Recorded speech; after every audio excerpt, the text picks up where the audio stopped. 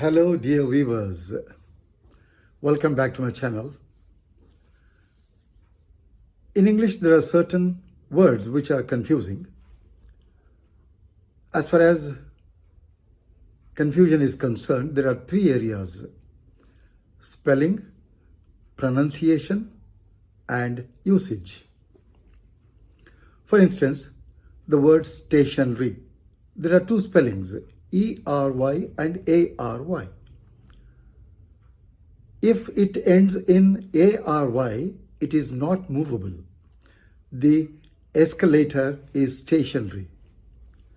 E-R-Y spelling word is materials for writing. For example, I want to buy some stationery. This word ends in E-R-Y. The next set is industrial and industrious. Relating to industry is industrial. He lives at the industrial area. Industrious is hardworking. He is an industrious student. The next set is popular and populous. Popular is liked or enjoyed by a large number of people. For instance, Goa is a popular tourist destination. This is a popular design. Populous is an area or city or place where there live a large number of people. For example, Bangalore has become a populous city. Next comes accept, and expect. This is a very confusing set. Accept is to agree or to say, yes, I accept your invitation. Accept is not including, apart from.